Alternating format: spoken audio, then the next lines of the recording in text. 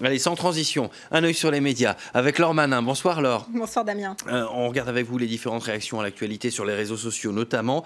Et eh bien Emmanuel Macron n'est pas encore au pouvoir, qu'il est déjà en bisbille avec son allié François Bayrou. Et oui, Marianne parle même de Bayrou en colère. Comment il s'est fait avoir par Macron sur les législatives avec ce petit surtitre « Tu ne me fais pas les poches ». Retenez-le, on verra pourquoi tout à l'heure.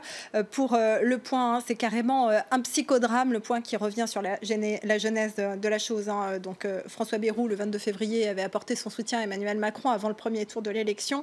Il l'a fait monter de 6 points hein, les intentions de vote à son égard. Il estime que c'est ça qui l'a fait passer au second tour de la présidentielle et donc 6% sur 24 points. Il estime que ça lui vaut un quart à peu près des circonscriptions qui sont en jeu pour les législatives pour les Républicains la République en marche. Pardon.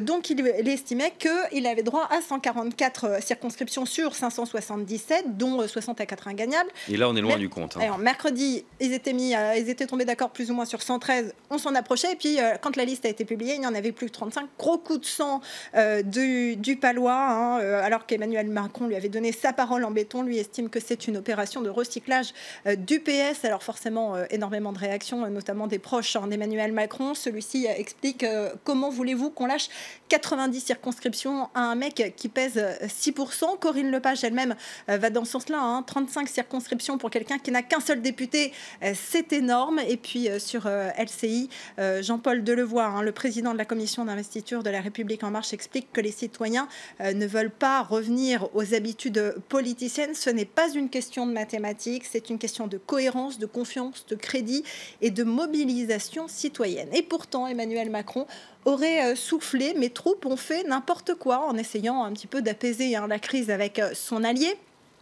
Alors bien sûr, sur Internet, ça fait énormément réagir. Celui-ci rappelle que le 22 février, le discours de François Bayrou, c'était « Je le fais pour la France et pour contrer les extrêmes ». Je le fais, c'est-à-dire je m'associe à vous. Et puis le 12 mai, d'un seul coup, c'est un autre chant. Hein. Il m'en donne 35 sur les 120 promis.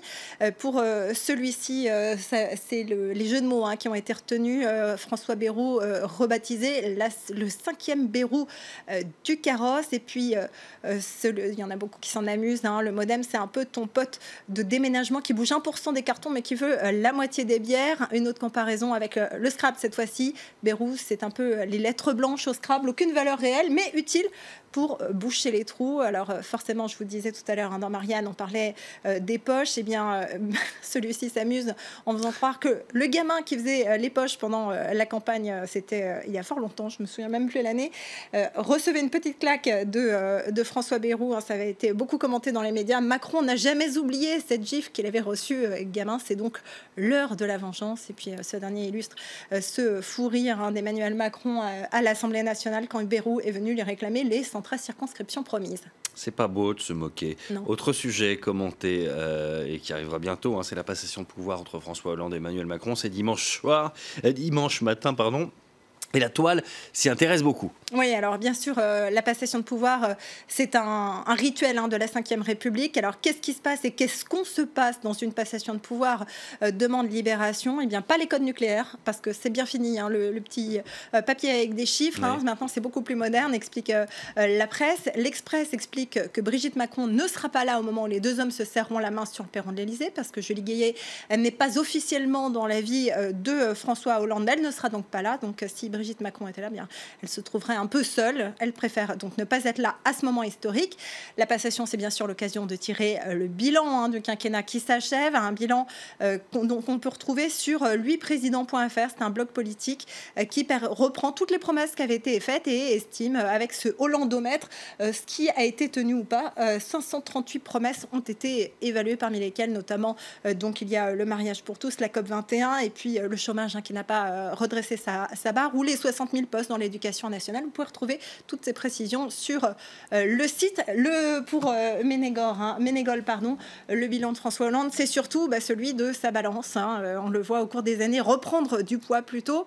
Pour cet autre, la passation de pouvoir, c'est aussi la transmission des véhicules de fonction, le pédalo et le scooter. pour celui-ci, puis également un certain nombre d'accessoires, hein, bien sûr le casque de scooter, le parapluie pour toutes ces réunions publiques où François Hollande s'est fait doucher, puis la courbe du chômage qui monte. Tu n'es pas obligé de tout garder. François Hollande, quand il va arriver au siège du PS après la passation de pouvoir, il va trouver une maison en feu. Forcément, le PS se porte mal en ce moment.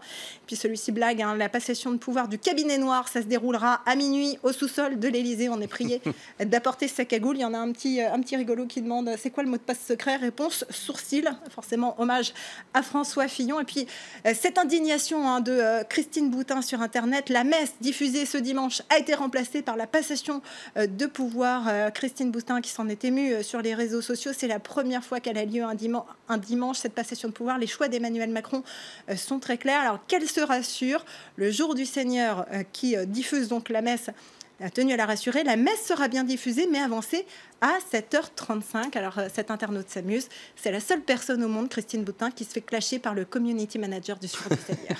Merci beaucoup, Laure. Et il paraît qu'on attend de la pluie, hein, dimanche. Le parapluie sera nécessaire. Si la boucle sera bouclée.